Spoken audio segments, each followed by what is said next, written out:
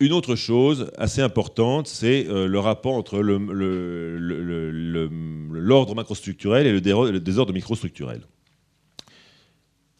Voilà ce que voit quelqu'un qui prend une photo. C'est-à-dire, c'est la photo qui a servi à la planche, au poster. C'est une densité et ce sont la prégnance des infrastructures de transport, qu'elles soient routières, autoroutières ou ferroviaires. Ça, c'est ce que voit l'artiste. Toutes ces vues en noir et blanc sont tirées de mon livre, hein, et pas faites par un artiste japonais. C'est ce que pense, c'est ce que voit, c'est ce qu''imaginent les gens, plus ou moins. Cette espèce d'énorme tourbillon d'infrastructures. Et voilà en fait ce qu'est la réalité. Donc là, on est dans les chiffres et dans les dessins et qui montrent véritablement ce qu'est Tokyo. Ce qui n'est pas Tokyo tel qu'il est ressenti, mais ce qu'il est véritablement. Et tel qu'il est en fait finalement planifié, car ce sont les ingénieurs, et vous allez le voir, c'est très clair. Ça, c'est donc, on le voit, une ville qui se termine, enfin qui est d'abord, c'est la partie jaune, c'est bien sûr la ville. Le point rouge, c'est le point du kilomètre zéro au Japon, c'est le Nihonbashi. Et donc, vous voyez donc la taille de la ville. Et ce que j'ai marqué là en noir, c'est le Grand Paris, c'est-à-dire le Shotoken. Le Shotoken, c'est en fait la préfecture de la capitale. C'est-à-dire, sont plusieurs préfectures, plusieurs départements, si on veut dire à la française. Et donc, vous voyez déjà la taille des choses. Hein, on est de l'ordre de 60 km, de 120 km pratiquement de large, et même chose en nord-sud. Voyez les fondements administratifs de la région. Vous avez donc quatre préfectures, 4 départements. Ça, c'est Tokyo, c'est ce qu'on appelle Tokyo-to. C'est donc en quelque sorte c'est pas le département, c'est pour Tokyo, on ne parle pas de département, c'est la ville de Tokyo, qui est assez longue et qui va également nous interroger parce que vous voyez donc que sur la droite, on est vraiment de la ville. Sur la gauche, on est dans le blanc et on est administrativement dans la ville. Et en fait, on passe à la diapositive suivante, on est dans les montagnes. Et ces montagnes vertes montent à 2000 mètres de haut. Et administrativement, c'est la ville de Tokyo. C'est comme si, en fait, à Paris, vous aviez, dans l'ouest de Paris, des montagnes qui montent à 2000 mètres, dans lesquelles ne vivent personne, densité zéro, qui soit Paris. C'est donc une façon de penser la ville, ou en tout cas de reconnaître la ville, extrêmement différente de la nôtre. Je me rappelle, quand j'étais étudiant, avoir lu un précis de géographie de Pierre Georges disant qu'une des plus grandes difficultés de l'urbanisme, c'était de définir la ville suivant les pays. On avait les pays, les cultures avaient des façons différentes de comprendre la ville. Ça, au Japon, dans l'administration, dans la vision administrative des choses, ça se reproduit. Vous voyez, on va d'est en ouest sur tout ça, c'est administrativement Tokyo, et là, on est dans les montagnes. Et même, les Corses seraient contents s'ils étaient japonais, il y a des îles qui se trouvent à 1000 km au sud de Tokyo qui sont adressées à Tokyo. On est dans Tokyo. Donc, imaginez nos amis d'Ajaccio étant devenus parisiens. Ce serait, je pense, ça poserait quelques problèmes. Et voilà ce qu'est donc la vision macroscopique de l'infrastructure. L'infrastructure qui, donc, comme le disait Ariella, intéresse toujours beaucoup les Français.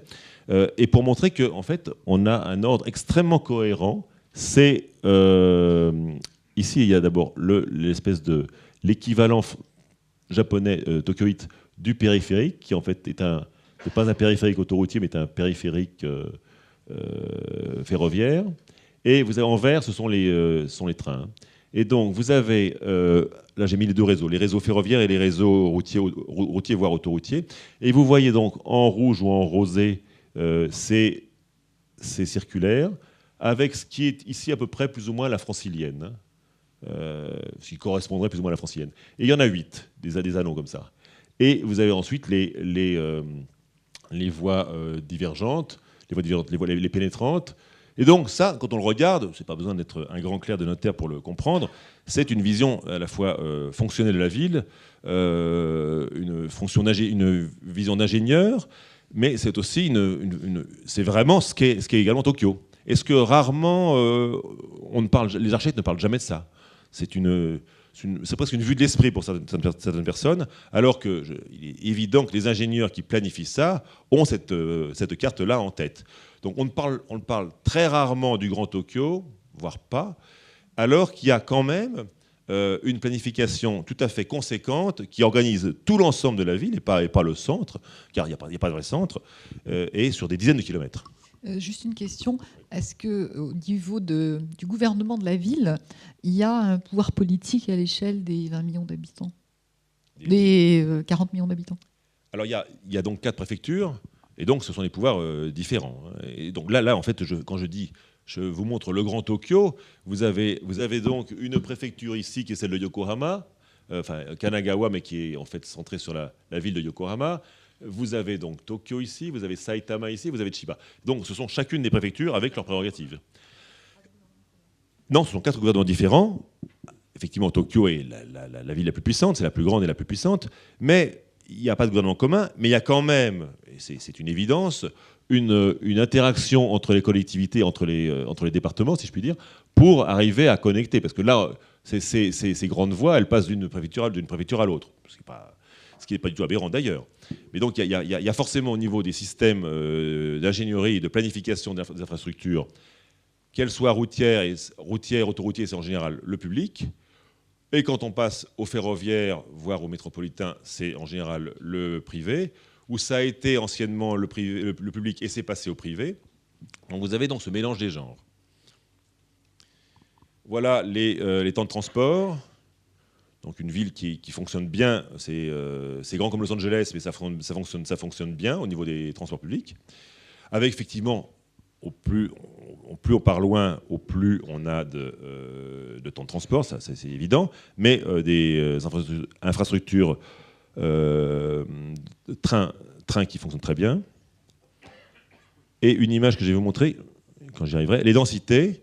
Et vous voyez qu'on est dans une ville peu dense. Les zones rouges, je parle de densité habitée. Je parle pas de densité des gens, des activités diurnes, les gens allant à leur bureau. Donc là, on est en densité d'habitat.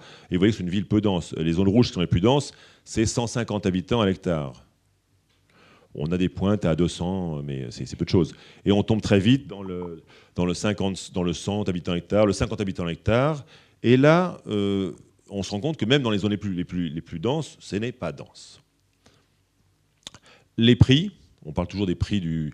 Alors effectivement, dans les années 90, Tokyo était hors de prix. Aujourd'hui, il y a eu un reflux. Alors il y a toujours, comme à Paris, des zones extrêmement chères. Je me trompe toujours dans les rapports euro-yen, parce qu'en plus on ne compte pas au Japon, on ne compte pas en mètres carrés, mais on compte en tsubo, c'est-à-dire 3,3 mètres carrés.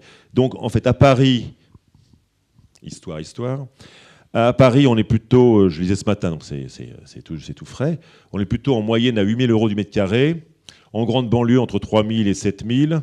À Tokyo, dans la zone la plus peuplée que vous avez vue, on est plutôt de l'ordre de 7 000 à 8 000 € du mètre carré, ce qui correspondrait plus ou moins à Paris. Par contre, en banlieue, on tombe très vite beaucoup plus bas. On est plutôt à entre 1 000 et 3 000 € du mètre carré. Donc vous voyez, il y a une grande différence entre les régions centrales, celle qui apparaît là, ici, et puis dès qu'on est ici, on est dans des zones à la fois beaucoup moins denses et avec un terrain beaucoup moins cher. Ce qui nous a fait définir, nous, et c'est quelque chose qui n'est jamais vu au Japon, le Grand Paris, on ne parle jamais du Grand Tokyo, ou très peu, cette zone de ce qu'on a appelé, nous, l'Interland, qui est cette zone où on arrive dans cette banane, on n'a pas dessiné la banane là pour faire une banane, on l'a découverte, cette banane, en appliquant 3 règles.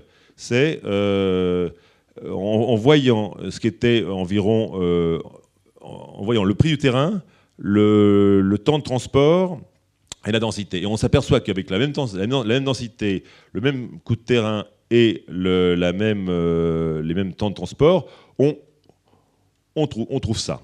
Ce qui n'est pas non plus en désaccord avec la vision macrostructurelle des infrastructures, mais il y a cette sorte de banane qui se voit, l'Interland, comme on l'a appelé, qui est donc là aussi la vision macroéconomique, macrostructurelle de Tokyo. Donc là encore une ville extrêmement claire quand on la regarde à une certaine altitude. Je crois que je vais aller un peu plus vite parce que je vais me faire appeler, je sais pas. Voilà, donc là c'est résumé. Vous avez donc les temps de transport, commuting time, la population 100 à 200, et on descend à 50 dans les zones non urbanisées. Et vous avez aussi ce qu'est la ville. Vous la voyez là. Et là, on est encore dans Tokyo. Hein. Administrativement parlant, c'est Tokyo. On n'est pas dans la campagne, enfin c'est une campagne bien sûr, mais on est dans la ville en fait, administrativement parlant. Voilà, je vais aller un peu plus vite.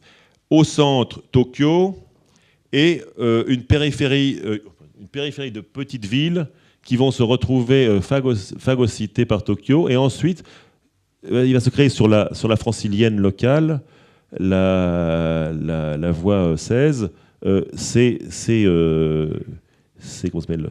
urbanisations qui vont créer des sortes de lacs à l'intérieur. Et ça, c'est ce qui vous donne cette espèce d'espace léopard où vous avez, dans toute une grande partie de la ville, un réseau qui reste à la fois agricole et urbain. On n'est pas dans l'urbain peu dense, on est dans le mi-agricole, mi-urbain.